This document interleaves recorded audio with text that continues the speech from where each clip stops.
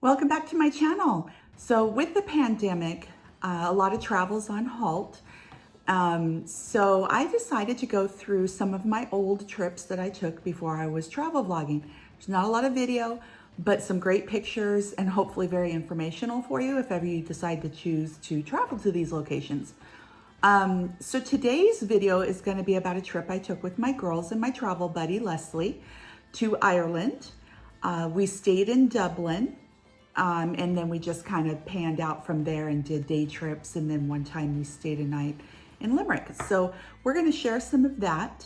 This video is day one, us arriving at the airport, getting our rent-a-car, getting to our hotel.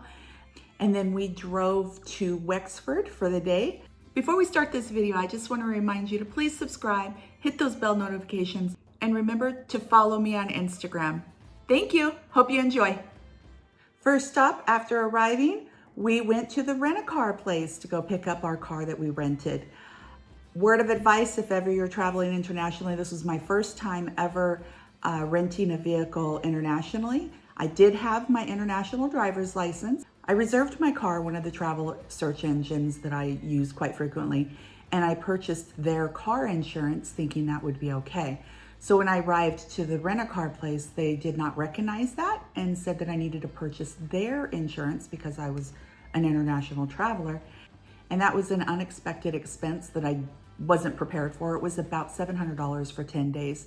Word of advice, do a little bit more research when you are traveling internationally and renting a car. Leaving the car rental place, heading straight to our hotel.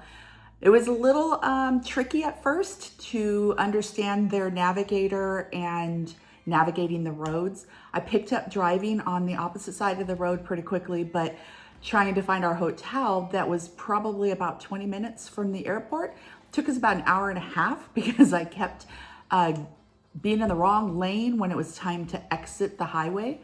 I wasn't used to exiting on the left side of the road. I was used to me exiting on the right. So that was a little learning experience, but we found the hotel. We stayed at the Fitzgerald Hotel, a little southeast of downtown Dublin off the M50 and the N7. At the hotel, we parked our car in the underground parking. And when we got out of our car, this is what we were greeted with. So we knew we were gonna have a great trip. Found these all over the country. It was pretty cool. After checking into the hotel, we were hungry, and the closest restaurant to the hotel was this pizza place next to the hotel, the closest walking distance. We went in, the food was great, the waitresses were awesome. I always give advice whenever you go anywhere that you're unfamiliar with, always ask your locals the best places to eat and see and things to do. And so our waitress was really excited to share some of her favorite places. And so she went and got a piece of paper, came back, wrote out a big list of some great things to see. One of the top things on her list was to go see the beaches at Wexford. I had already planned on going to Wexford. I did my little bit of my research before I went, but I had never heard about the beaches there. So we went and checked out the towns of Wexford and the beaches, and that will be shown in this video coming up next. Enjoy! Next morning, the first thing we did was we got up and hit the road. On the way to Wexford Beach, I had to stop off at one of our many fruit stands that we saw along the way selling strawberries for my daughter. She just is my fruit girl, so she has to have a lot of strawberries and lots of fruit. Here's my daughter taking a hand at driving in Ireland. She had me a little nervous, but we survived. Go, Brooke. Watch out for it's a blind corner, so go slow, but don't hit the wall. We found this cool little beach near Waterford. A little bit of a walk down this really nice, cool wooden boardwalk, which was kind of cool. It was spectacular. It was amazing. The water, the temperature was not really swimming temperature, but we definitely had to put our feet in. It was a beautiful spot, but the girls had fun exploring the beach. Wexford. It was kind of cool. They had some really cool charity shops, which we absolutely loved going into. There was some really great bargains. Their purses were amazing deals. It was really neat to see all of the houses with these big, beautiful doors. Don't know why, we just thought that we were just fascinated with it and had to take pictures with all the different doors. And there were a lot more pictures than what I'm showing here, but it was fun. We walked up the hill to this church that just stood out amongst the landscape. It was absolutely beautiful. It was big, brick, old, amazing. It's called the Church of Immaculate Conception. The church was closed, but we did take a bunch of pictures outside. It was really cool. After a day of touring around the town of Wexford, we started heading back towards our hotel. We decided to do a small detour to a small town of Shillelagh.